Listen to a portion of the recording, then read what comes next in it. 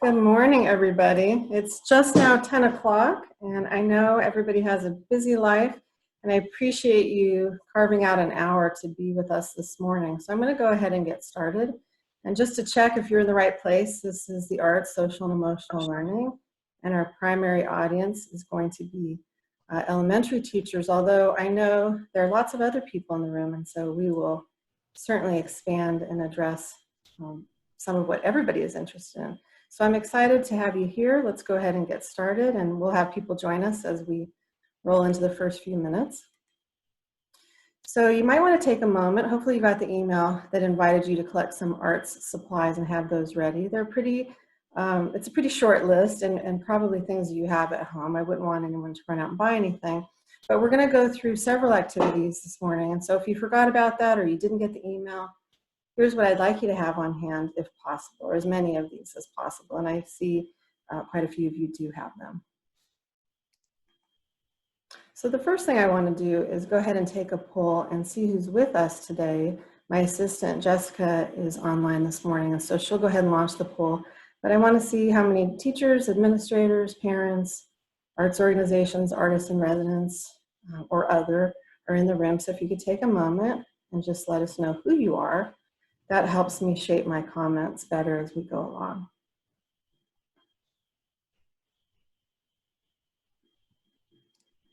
Okay. Looks like we have lots of teachers, so that's excellent. Glad to see that. And a couple of parents, thank you for joining.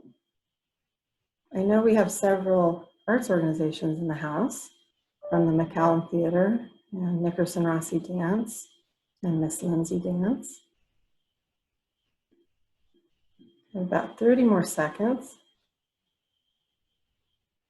So I'm very happy to have so many teachers and administrators in the room, because really what I'm advocating this morning is social and emotional learning as we return to school, and it looks so different this year. And so I think you're going to find that both the arts and using social and emotional learning is really going to be a game changer and really assist you on helping students be engaged and feel comfortable and work through what we're all working through, which is this post-COVID educational system. Okay, I think we can go ahead and end the polling now, Jessica, and share the results. Okay, so you can see we're about half teachers and a whole bunch of great other folks. Not any artists in residence, although I think we do, but they're representing arts organizations. Okay, so let's go ahead and stop the share on that. Thank you so much. Can you take that off? Do you still see it? Yeah, I still see it. Okay, there we go. All right, and so that helps me know who you are. Just a few words about myself, what my background is, in case you don't know me or we haven't met yet. My name is Louisa Higgins. I have been in the elementary classroom for as long as I've been doing arts coordination and administration, so I have a real strong idea of what it's like to be an elementary teacher. Plus I raised 3 kids, they're all in their 20s now. I'm also actively an artist and poet, and I'm a very passionate advocate for equity and access to all students. And we find ourselves in an unusual situation right now, but curiously, this is a really very possible time for us to bring the arts into what's happening in the elementary world, because we have more flexibility than we have had in the past. So I'd like to do another poll really quickly, poll number 2, just to see what you're looking for today. So are you interested in SEL? Maybe you've heard the acronym, don't know what it is, want to find out how to incorporate arts in your classroom. Where are the resources? Can you make your own lessons? Why should you do that, or all of the above? So please go ahead and check in and let me know what it is you're interested in today, because again, that helps me direct what I have to say about SEL in the arts. It looks like most people are familiar with what SEL is. Although in education, we are full of acronyms. We have so many of them, and sometimes even with 28 years in, I'll be in a meeting and I'll have to stop the meeting and say, I'm sorry, what was that? Can you let me know? Nobody likes to do that, because you don't want to be the only person who doesn't know. But in fact, things are moving quickly, and sometimes you don't always get clued in on what something is. So we're definitely going to explain that today. Good, we're going to talk about resources. And you will definitely have an idea how to create your own curriculum when we're done. And I will definitely speak to why should we even bother with this? Why is this important at this time? Okay, so almost everybody's voted. I don't think I'm voting or Jessica's voting, but let's give that another 10 seconds. And some people all of the above, which is good because that's what I took into consideration as I was creating this webinar. All right, let's go ahead and share the results. Looks like everybody's pretty much in. So basically how to use SEL in the arts is our dominant mission today. So we will absolutely be able to do that together. Okay, let me take that off the screen.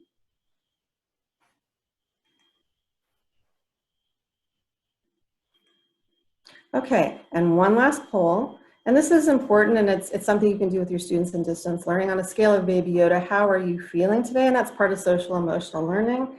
And I had to look at his little faces to figure out which was which. And so we have 1 through 9 on how he's feeling. Somebody's confused already. Uh-oh, okay. So frustrated, visionary, surprised, tired, confused, sad, playful, hopeful. And I actually can't see the one on the bottom. Happy, I think is happy. So let's see how we're feeling today as a group. A lot of tired. What is it, Tuesday? Okay, well, understood. Visionary, I like that one. A lot of hopeful, very, very good. The arts should certainly make us feel hopeful, and I'm hopeful about what we'll learn together today. Okay, let's go ahead and share that out, please, Jessica. So hopeful is our dominant feeling. So lots of teachers in the room, we want to know how to use SEL in the arts, and we're feeling hopeful. So that's all good stuff. It definitely directs me as we move forward. Thank you for doing that. So before we get started, the first activity, well, actually this is started, the first activity that I'd like to do with you is a mindfulness exercise. So we have so much going on around us, so much demanding our attention, and it's such a strange new world. Let's take a moment and get centered. So if you will, I have a picture up on the screen that is of Yosemite, one of my favorite outdoor places because of its natural beauty. So you can ponder that, or you can close your eyes. So here, let's begin. Begin by bringing attention into your body. You can close your eyes if that's comfortable for you. You can notice your body seated wherever you're seated, feeling the weight of your body on the chair, on the floor. Take a few deep breaths.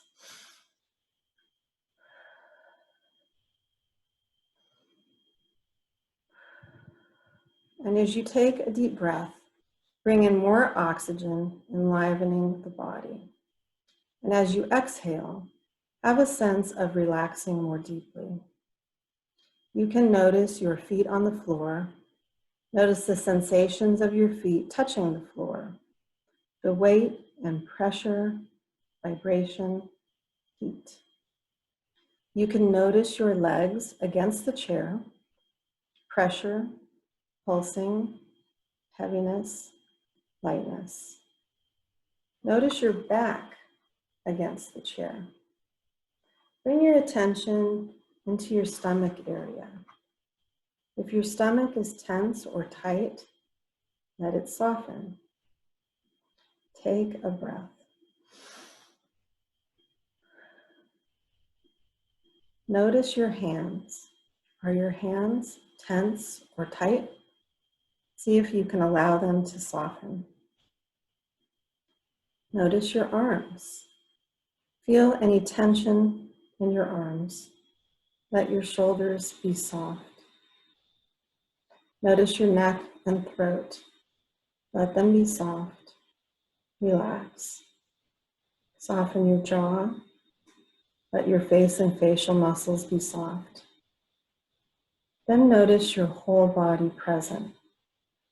Take one more breath. Be aware of your whole body as best you can. Take a breath. And then when you're ready, you can open your eyes.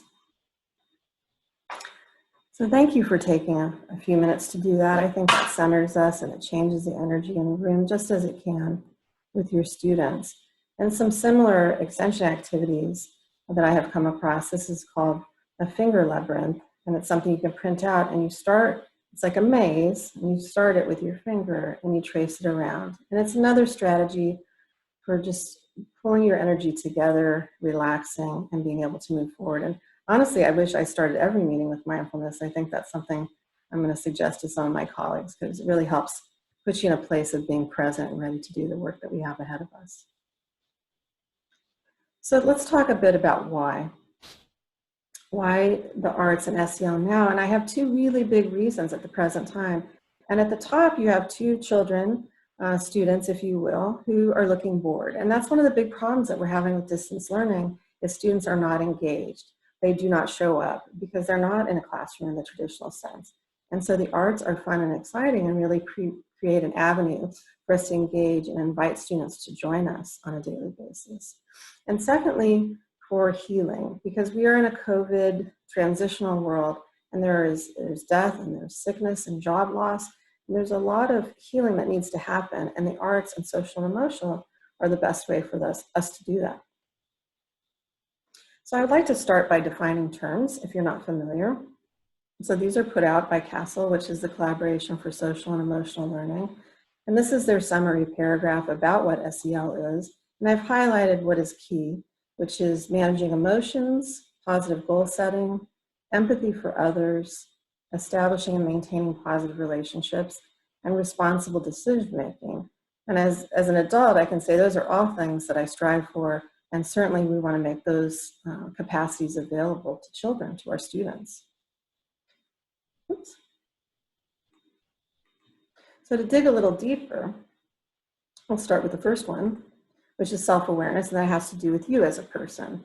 And so it really has to do with knowing you and what your strengths are, what your limitations are, and having confidence and optimism. And so I love this picture of the little girl, and I pulled out self-confidence as the thing that we're after, but it comes from an awareness of self.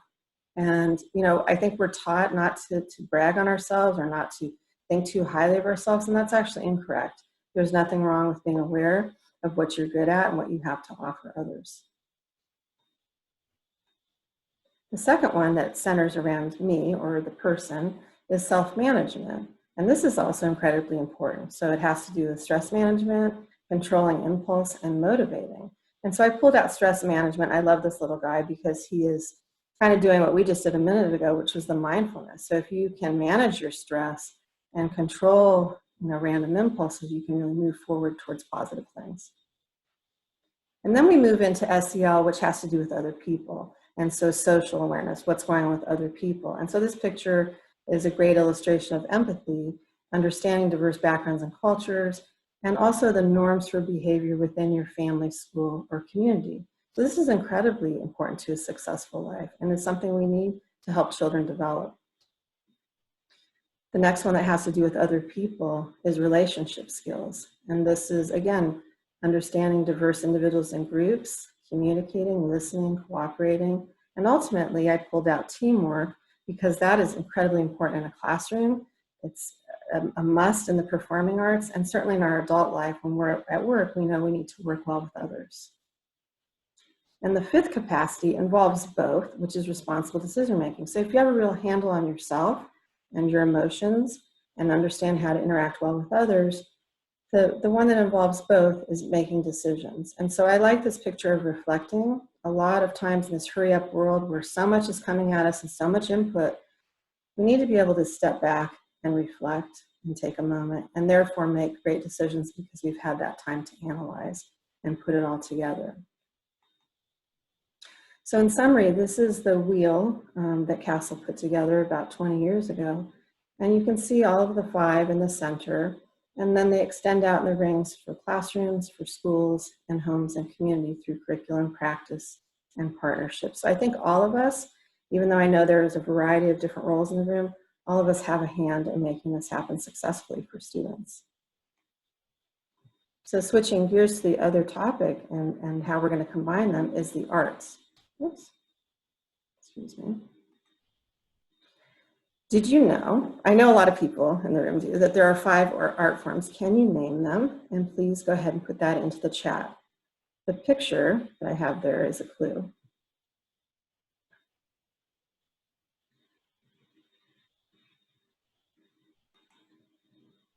And if you guessed that there were 5, you are correct. So there's visual art, music, which is instrumental and vocal, dance, theater, and the newest one is media arts.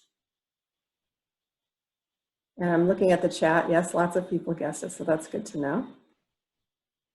And I also want to share with you that we have a new set of standards, the California Art Standards, which were developed from the National Art Standards with very little modification. And so it is core curriculum. It has 4 artistic processes, 11 anchor standards. This is our superintendent for the state, Tony Thurman.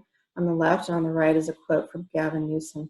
And the arts is supported at the very highest level in our states. And there are lots of arts advocacy groups out there doing the work to promote the arts. So this is really a great time to start incorporating this into our daily teaching.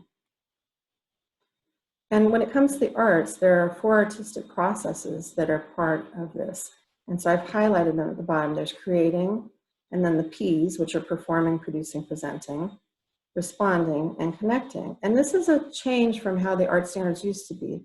We're all now about process and the process of making art rather than just the outcomes. So this is incredibly important because it looks different and it meets students where they are. What's the process of what they're doing? So the first one is creating. So that is the point where you are imagining work in your head and you're making it up and it's coming together. So this little guy is just about to take what he's creating in his head and manifest it. So creating is one of the very, very most important artistic processes and one that's easy to think of when we think about the arts. The next one, the word depends on what it is you're doing. So perform, present, produce. So the little dancers on the left are performing, as are the theater kids in the middle. And the media arts boy to the right, he's producing probably a video, or you're presenting visual art. So this has to do with taking what you've created and presenting it to the world or performing it for the world. And then, excuse me, let me click this off, respond, understanding and evaluating how the arts convey meaning. This is relatively new, but so important because we as the audience are receiving the artwork, and for us to take it and play with it in our mind and figure out the meaning, that looks different for every person, and that's really one of the values of the arts. So not just making art and putting it out there, but receiving art and trying to figure out, what did the artist mean? You know, what is this song about? What is this artwork saying to us? So there's a lot that can be done around that particular piece. And finally, connect. And I love this one too, because it's relating artistic ideas with personal meaning and then external content. So I put up 2 examples, a self-portrait and a child's portrait of their family, but this is really about, again, about you and how you respond and connect to the artwork. What does it feel like to you? What does it mean to you? How does that shift your thinking? So those are some new aspects of the arts that have been introduced as part of the new art standards that are very meaningful and viable for the work that we do with children. And this is from the National Core Art Standards. They have the little icons that look like scientific symbols, CR, PR, RE, and CN. And you can go to the CDE and pull the art standards and download them for yourselves. And I think Jessica can probably put that link in the chat for you if you'd like to look at them more in depth. So we have the 2, the SEL and the arts, and now we want to put it all together. What does that look like? Because you have 2 amazing ingredients, and thank you, Jessica, and how do you put them all together to create a recipe for success for students in the classroom? So this is the second activity that we're going to do, and this is a self-portrait collage. And so the first step would be to take your white piece of paper and draw a black line silhouette of your head. And when I say silhouette, I mean your head is pointing this way or this way, so it's a side view. And you can find these online, so you can use those 2 as a reference. I have a male and a female and then a student example. But I'm going to give you 2 minutes and put the music on, and you'll do it in pencil and then go over it with pen. So go slowly and carefully and give your best drawing of the silhouette of your own head, please.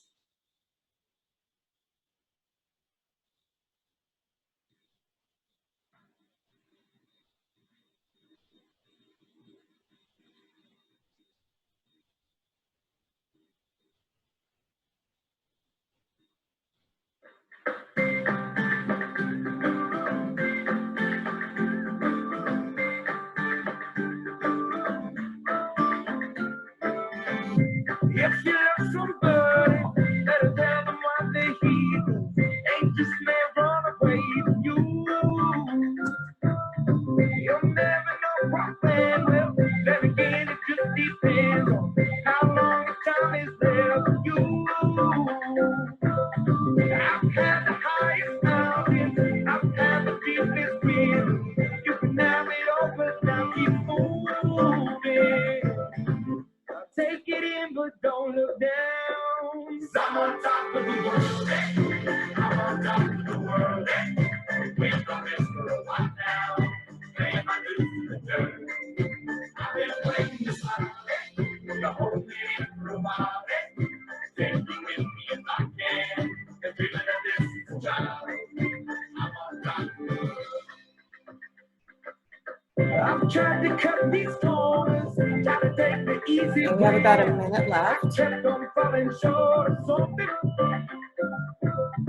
I could have gave up then, but then again I couldn't have. 'Cause I've traveled all this way with something. I take it in, but don't look down. 'Cause I'm on top of the world. I'm on top of the world. Waiting on this for a while now. Paying my dues to the dirt. I've been waiting to smile. The whole thing for a while. Can you make me if I can? And feeling that this is a child. I'm on top of the world.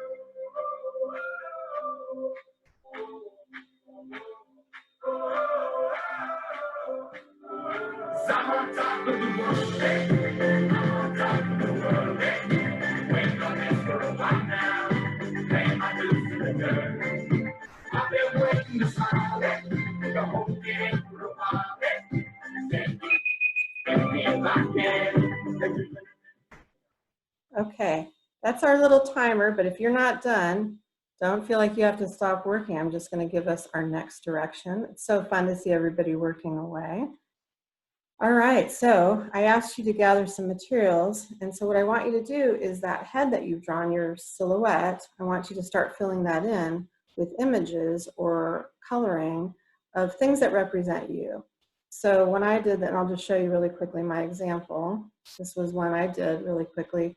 I went looking for things. I'm crazy about the beach and sailing in the water, so I have a starfish and a seahorse, and then I had a piece of artwork I like. I love being in the pool. I look for words and poems, and then I kind of colored in around that. So that's just an idea, but you certainly don't have to be held to that. It just gives you an idea in case you're new to collage. So collage is when you cut things out and glue them down.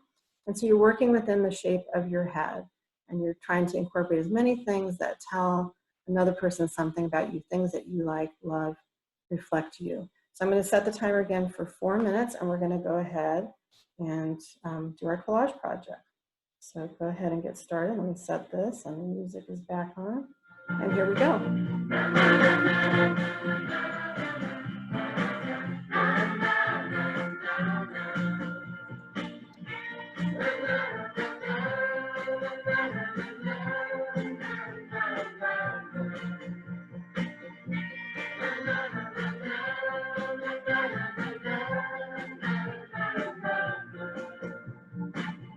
Gonna sing this song with all of my friends, and where I'm from, Barcelona. Love is a feeling that we don't understand, but we're gonna give it to you. We'll aim for the stars, we'll aim for your heart when the night comes. And we'll bring you love, you'll be one of us when the night comes.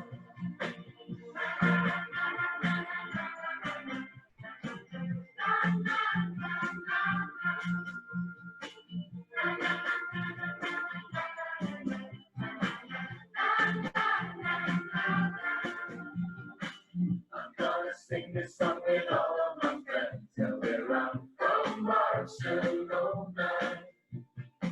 Love is the feeling that we don't understand, but we're gonna give it to you. We'll wait for the stars, we'll wait for your heart when the night comes. And we'll bring you love, you'll be one of us when the night comes. We'll wait for the stars, we'll wait for your heart when the night comes. And we'll bring you love, you'll be one of us when the night comes. We're at about 2 minutes, so about half our time.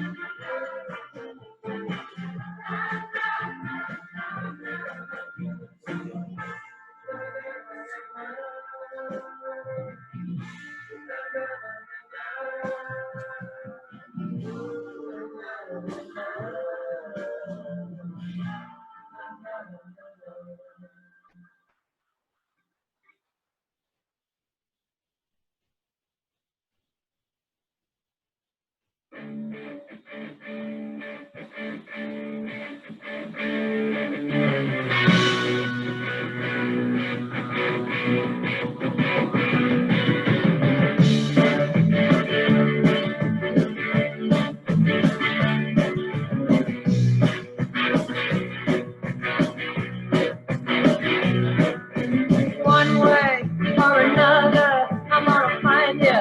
I'm gonna get you one way or another. Okay, about a minute left. I'm gonna get you one way or another. I'm gonna see you. I'm gonna meet you one day, maybe next week. I'm gonna meet you. I'll meet you. I will right at your house. And if the lights are all down, I'll be in the one way or another, I'm gonna find you. I'm gonna get you one way or another. I'm gonna win you. I'll get you one way or another. Oops. I'm gonna. All right, that's our timer, but of course you can keep on working, and it's also something you can finish up later. You know how it is in the classroom. We all work at different paces. But I'm going to go back to my example, and I want to invite you to do something I would certainly do in the classroom and in distance learning, which is a gallery walk with feedback. And it's a chance for students to see each other's work and to give positive commentary or questioning. So of course, I can only see a few at a time, but if those of you that have your cameras on, if you would be kind enough to hold up your work so that others can take a quick look, that would be awesome. Okay, I see Walters, one for Kiana. Okay, so let's see. It's hard to, there we go. Some people still working. Okay, well done. I see lots of exciting work. And if I had the chance to see it up close or spend more time, I know I would learn something about you. I'm looking at Madeline. She looks like she has a wave and a kangaroo. I don't know if I'm making that guess correctly. But you would spend some time doing this with your students. So not only do they have a chance to tell you what they made and why, and you can ask questions, but also for them to look at their classmates' work and get a feel for what their classmate did and learn something about them. So great job, everybody. So go ahead, if you will, and share in the chat. I have a couple of questions. How did you feel as you were creating? Did the music enable you to be more creative? What did you learn about yourself and potentially, because you can't really see each other's work, and others from this activity? And these are questions that you can ask your students, and you should ask your students so that you're processing that. So if a couple people, let's see, relaxed and worry-free from Brianna. Good, I'm glad. As adults, we don't take enough time to do creating. We're so busy doing for others. Anyone else have something they'd like to add? Okay, tune out the world for a few minutes. Reflective. I think music definitely helps. Of course, I'm choosing music. It's Happy Tunes off of Spotify, but I see some people have headphones in, so whatever your own music is great. Okay. Let you get into it. Okay. And I think you start to pull out things about yourself too, which you don't always think about. Somebody's going to work on it later. Good. And you know what's really interesting, when I was getting ready for today and I was doing this activity, I had a teacher in the 70s, Miss Lockhart in 5th grade, that did this very same activity. So it is time tested and true. And her goal, well, long before SEL was invented as a word, was to have us explore who we are and get a feeling for that. And of course, the more you know about yourself, the more confident you can be and really understand. So great job, everybody. Music DJ could be a class role. That's a great idea. I love that. Very good, especially with older students. They would love that chance. Okay. And so I want to always give a similar extension. George Washington. I don't know if you see Emily's chat. Her silhouette looks like George Washington. What's wrong with that?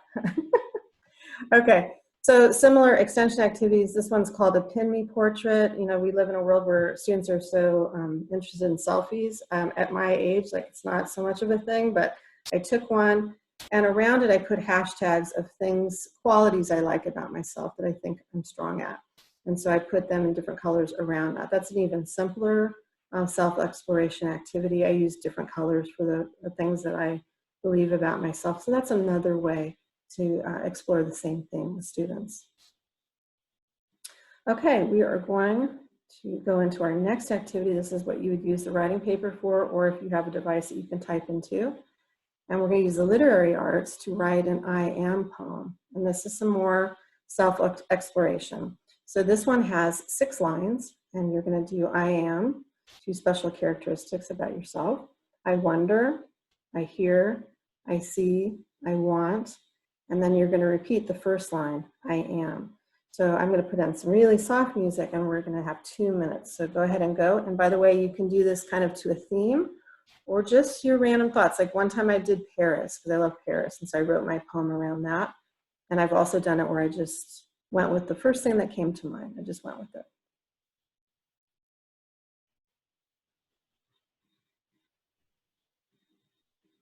Okay, let's see.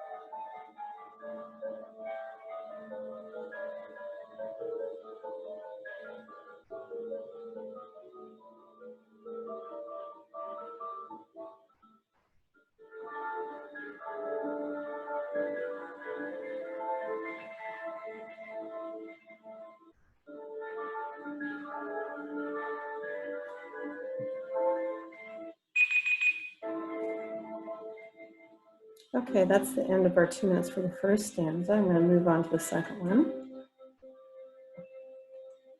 For your second one, the lines are, I pretend, I feel, I touch, I worry, I cry, and then we're going to circle back around to the I am. So let's continue another 2 minutes with our second stanza, please.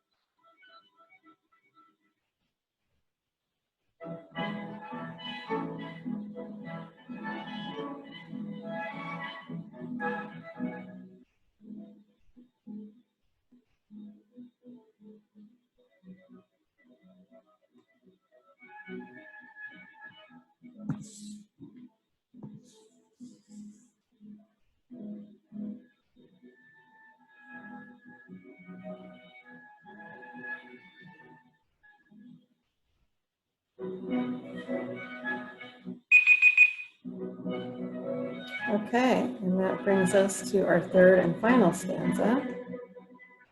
So we're going to wrap it up with I understand, I say, I dream, I try, I hope, and then we're going to close it off with the repeated line of I am. Okay, so 2 more minutes.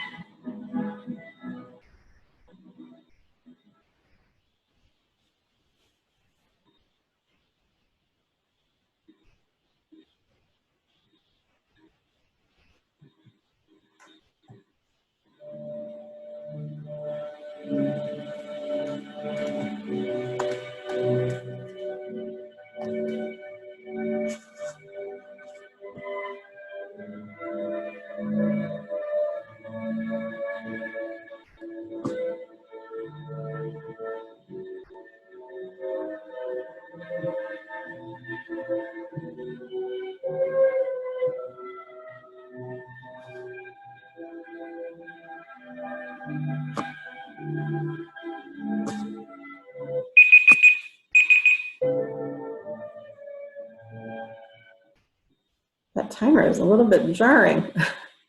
Okay, so we finished up the third stanza, and I'd like to ask if we could have a volunteer or two just share one stanza of their finished poem, if you have one that you're feeling really good about or comfortable with. You could unmute yourself and go ahead and share that. Last time I picked on Barbara Anglin. I won't do that again. It's hard for me to see the whole gallery, so if you are interested in doing that, you can. No, I'm looking through no takers. Hi there, this is Kiana from Imperial County Office of Education. Hi there, thank you for volunteering. You got it. I got the first stanza done. Okay, So I am helpful and passionate. I wonder which talents I can put to work. I hear teachers don't know where to start. I see the overwhelm on their face. I want to shake them and say, we got this, and I'm here to support you. I am Wow. helpful and passionate. Wow, that made me tear up a little bit, honestly. That was so well done.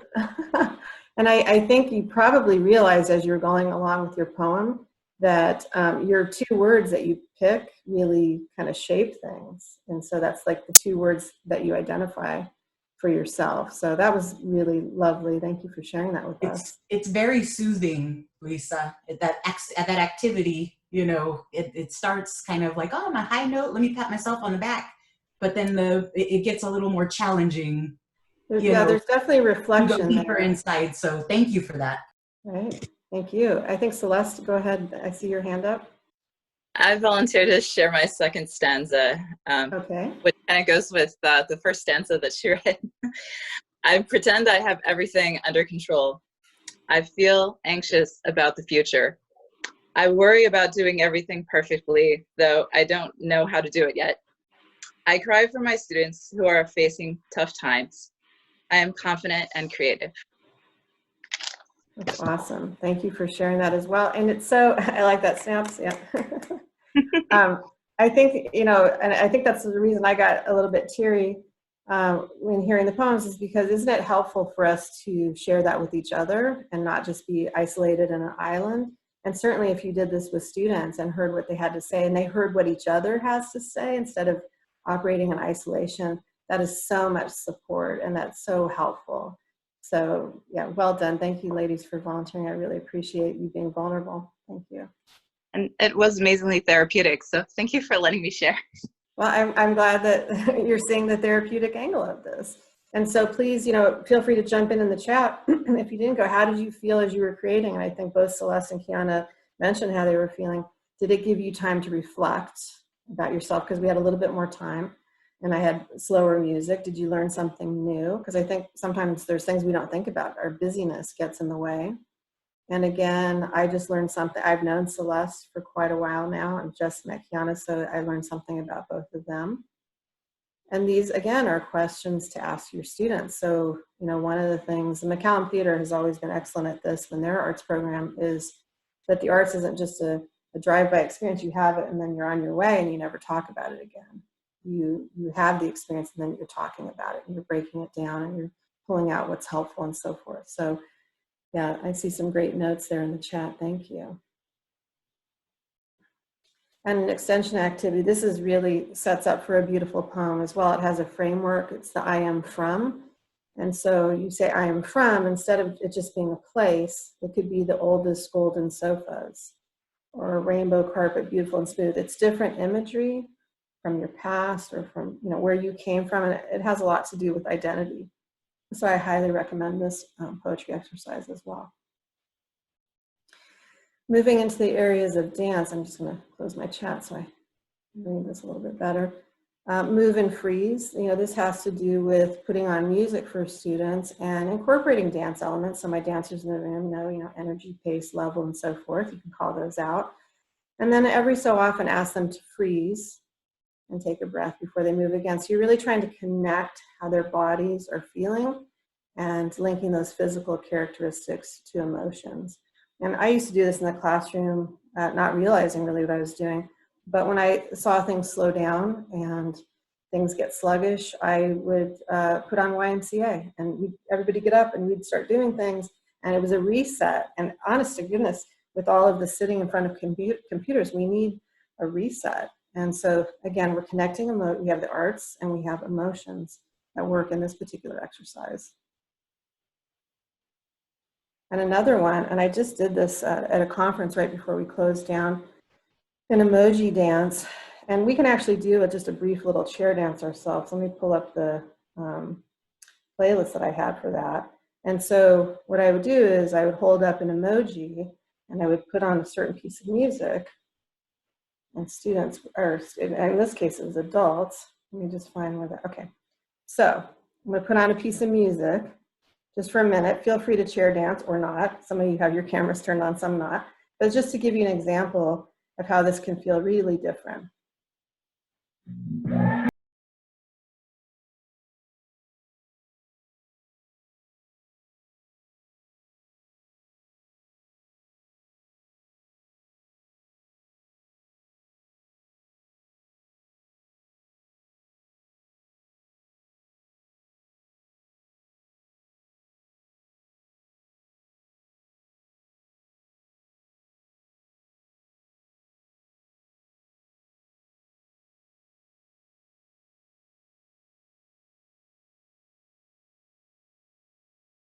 Effective dancing going on. What emoji do you think I would have held up before that song? Anybody? Let's see. Of course, sometimes I can look at my chat more effectively than others. Here we go. Okay, sunglasses.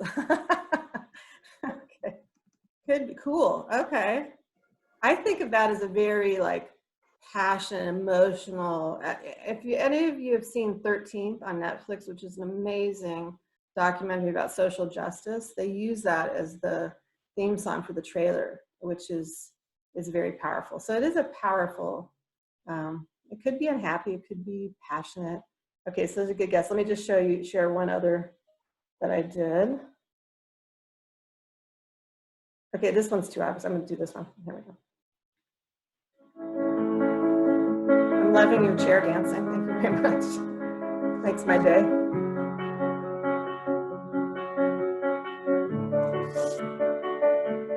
I heard that you settled down, that you found a girl and you're married now.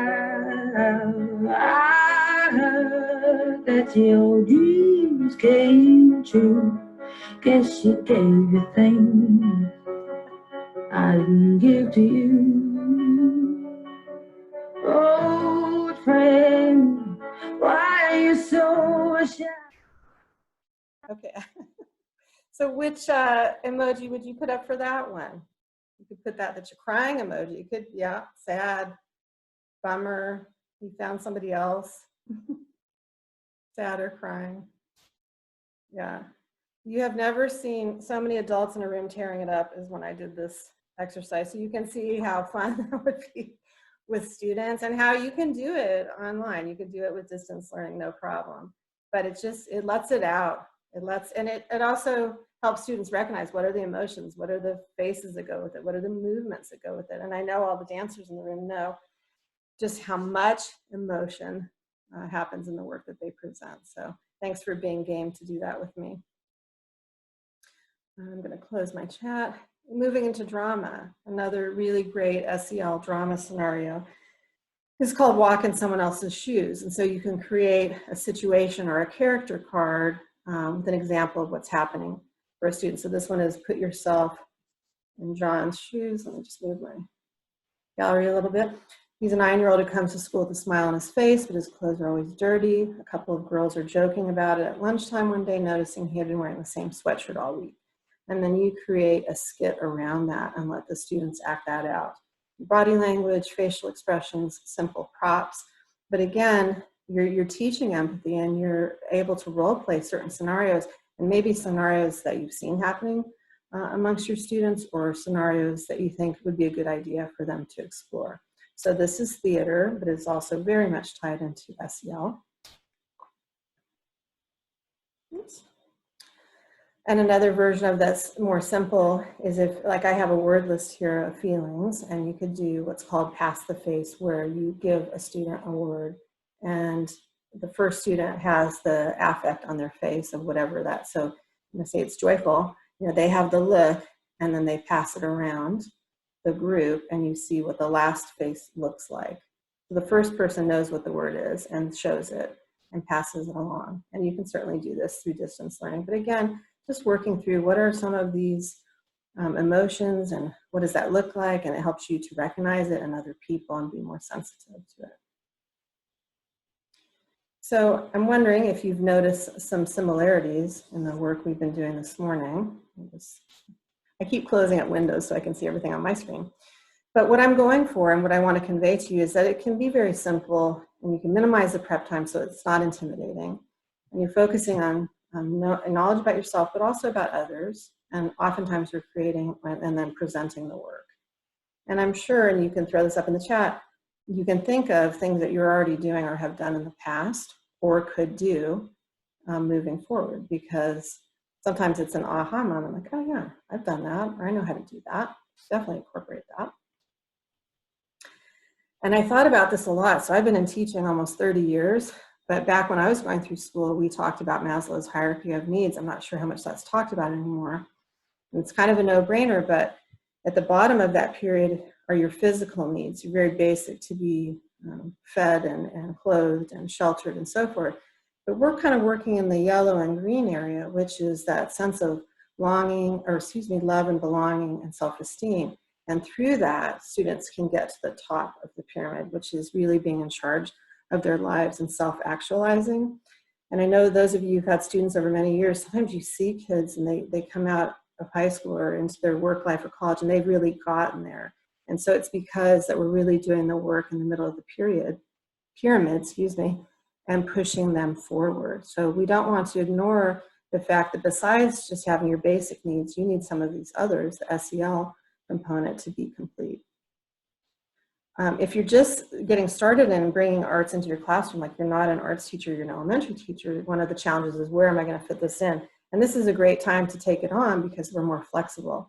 So I recommend at least one art session one time a week. I used to always have fine art on Friday, end of the day, because my students look forward to it so much and it gave me time to prep. And then the day was over and I could clean it up. I want you to think of this as your carrot.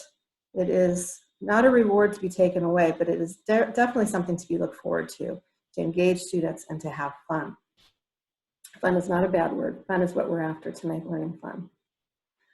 I also don't want you to think that you have to be a therapist or an arts expert. I think that can be tough for elementary teachers who are multiple subject. You don't have to be an expert. You can see what we did today is not beyond your purview, although we have experts in the room, but it's really about taking care to include feelings and to make art together. I also want you to have a judgment-free zone. I think as you grow up, as you get older, there tends to be like, I'm a good artist, or I'm not a good artist, or dancer, or whatever the case may be. But students, especially the younger students, don't think that way. So it's not about competition or comparison. And that's where like Gallery Walk and your supporting and giving positive feedback comes in. So really, for a person creating the art, it's about what's pleasing to them and enabling.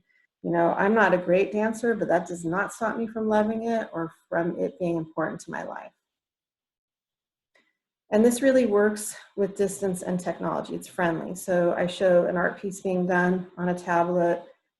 This is a dance class up in the left being done. So I think creative people figure out solutions, and so we can absolutely make a go of this in the distance learning world.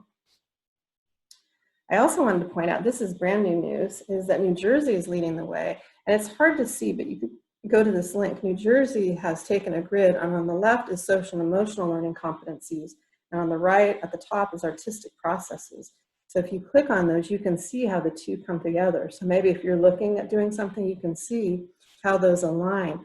California has just decided to adopt this almost verbatim. We're not going to reinvent the wheel. So this is actually, again, at the highest levels being recognized and being brought into our educational world. So I'm super excited about this, and I highly recommend you check it out. Just as an idea for resources, there's lots of stuff out on the internet. We have been busy since March creating, we have an arts lesson plan bank, we have Easy Arts for Everyone videos, we have the webinars online, equity arts study lessons are coming online this week. So there's a lot at our COE VAPA, if you go and check it out, that's definitely being tailored and made for you as we speak. And I just want to throw this in, and I've never done this publicly before, but this isn't a case of do as I say, not as I do. It is a real life story. So my son, who's in the picture as a little guy, was 12 when he was diagnosed with a brain tumor and had 2 surgeries. And I had 2 little girls to take care of as well. And I was absolutely devastated. And the artist I was working with kept encouraging me, you need to paint, Louisa, you need to do that. And I thought, okay. And so in the middle of the night, when I'd have to get up to take care of him and medicate him, I'd go into the garage because I couldn't sleep, and I'd start painting. And a year or 2 later, I had a solo show because I was generating so much work, but it was never about that. It saved me. It allowed me the outlet for all of the emotion that I had.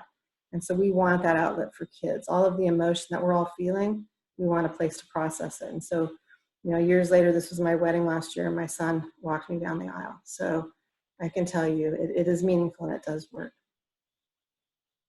So that is my email address. I am sincere when I say please contact me. I'm always available. It is my job to support you in the classroom with what you're doing. If you go to RCOE VAPA, that's the easiest thing to type in to a Google search, and it will take you to my webpage. If you have a few minutes, I would love for you to do our survey. It takes like 2 minutes. That always helps me. Or you can email me, give me things you'd like to see, things you'd like to see done better, etc., because I'm committed to continuous improvement. This Zoom meeting will be on the website later this week. So it takes a few days to get the transcript done. And that's it. I will stay online for 5-10 minutes. And if anybody has questions, I'm here for you. So thank you for joining. I really appreciate your time. And let's do arts.